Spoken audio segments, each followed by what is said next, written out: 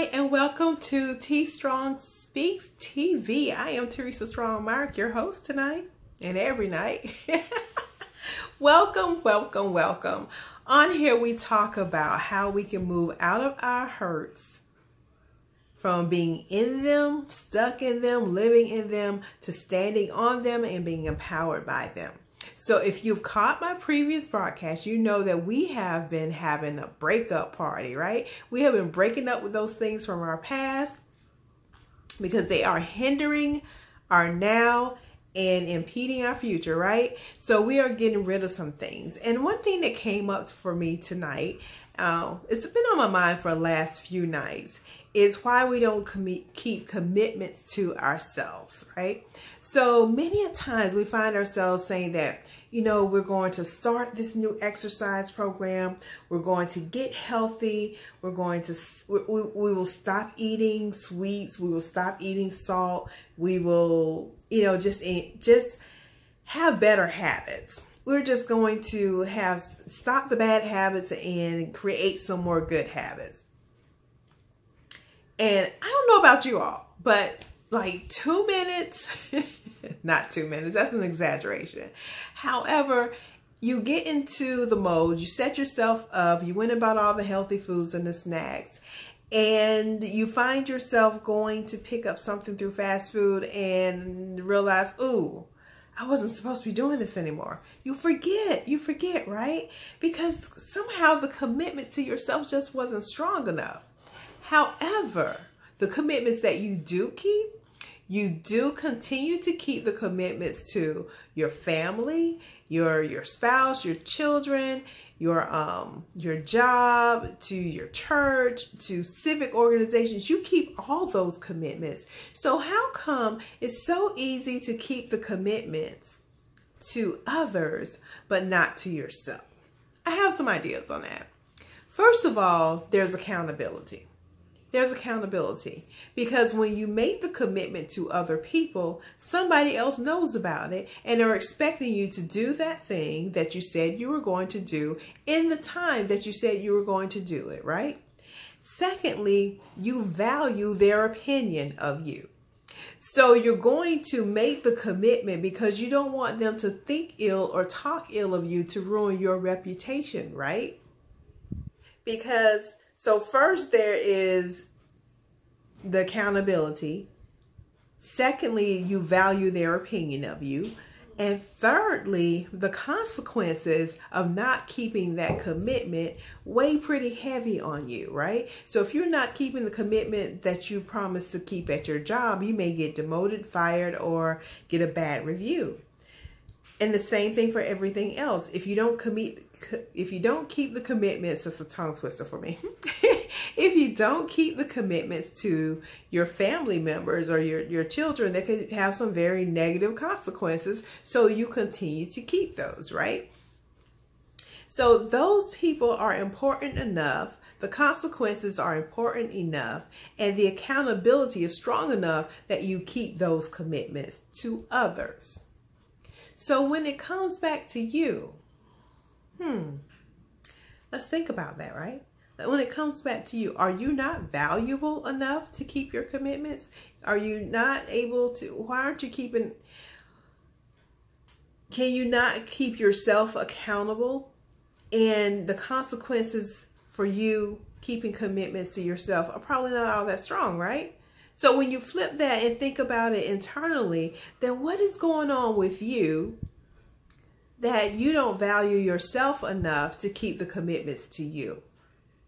That you won't put yourself on the calendar just like you put everyone else and their things on the calendar, right? So I have some ideas about that as well.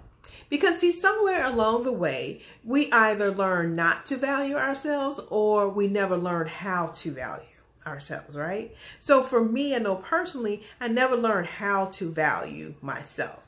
I came up thinking that I wasn't important enough, that my voice didn't need to be heard. I could just like blend into the background and nobody needed to know I was there, right? So that's the reality that my own personal reality, what I came to believe based on the things that were happening around me. Like no one ever directly said that to me, but I felt it by the way I was being treated by certain people. It wasn't everybody, it's just certain people in my life that treated me as if I wasn't there, and it made me just think that that's what it was. I should just be quiet, blend into the background. I didn't need to raise my hand, ask any questions, or say anything, right?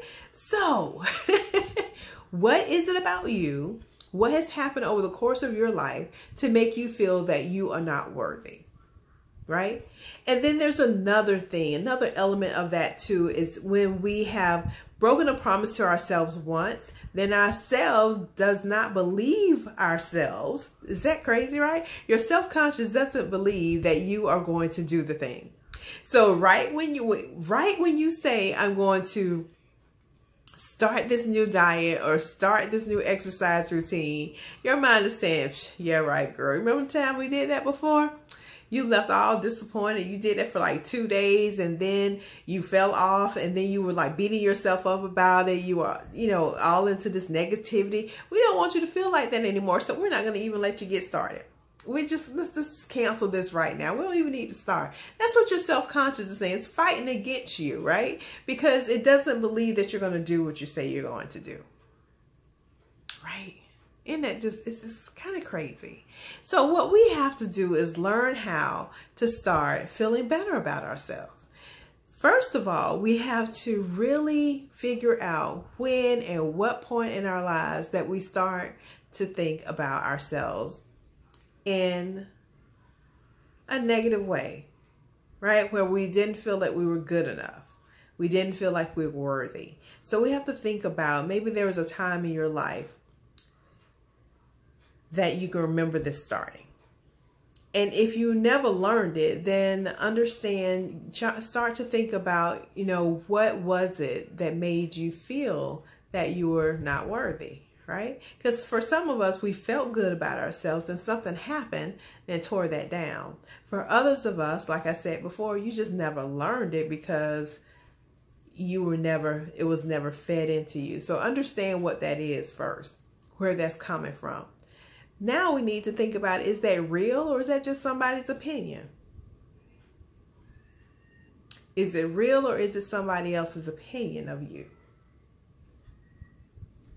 Because see, if it's not real, if it's not a fact, then we can start to rewrite that story. If you can understand that that is not a fact, that's not something that 100% of everybody believes, then we can understand that that's just an opinion. So just like there can be a negative opinion, there can be a positive opinion, and you get to choose. So you get to choose, and that's where people use affirmations. They start to use affirmations so they can speak positivity into their lives. They can start to replace all those negative things that they're saying with positive, and that's a good start to start trying to figure this out and work through it and get beyond it. There's some other stuff that can be done as well to really remove yourself from that negative emotion. But one of the things you can start doing is start speaking positively about yourself. So one thing I like to do, and I know you hear about this all the time, but seriously, straight up, is mirror work. Get in the mirror and say, because there has to be one part of your body that you really love. There has to be one thing about you that you really love. And I want you to get in the mirror and say, I really love this about me. So whatever that is, maybe you can run fast, maybe you can sew real good, you can draw, you're a very good listener, whatever it is, celebrate yourself for that. Be proud of yourself for that, right? Be proud of yourself for that. And the other thing is, so there are 3 things that I've learned to do. So one is, what part of me I love the most, and that's my physical body, because that's something I had struggled with at one point. So what part of me, what parts of me I really love, the things that I'm proud of myself for. And then the third is what I commit to. What can I commit to doing in the future? Even if the future is just, I'm going to do it tomorrow. right? Or we're going to do it in the next few minutes. What do I commit to myself? I commit that I will speak positively to myself. Every time I catch a negative, I replace it with a positive. So those are things that you can start to do to start to feel the worthies, feel better about yourself, to start speak life into you. And not wait for anybody else to do it. It is up to you. It is up to you. You have the power to choose. We don't have a lot of power in this world, but we do have the power to choose. And that is very powerful in and of itself. So I hope that helped you all tonight. But that was just something that was on my mind about us not keeping commitments to ourselves. And that's something I want you to work on. So, you know, if this has helped you, please drop me a line below the video. Share it with somebody that needs to hear this tonight. I appreciate you watching. Tune in to the next one. And we're just going to continue to break up with things. So we're going to break up with non-commitment. We are going to break up with non-commitment and unworthiness. So can we break up with non-commitment and unworthiness? I think you can do it. All right, guys, y'all have a wonderful night. And remember, be good to you so that you can be good to others. Hey, and that's it.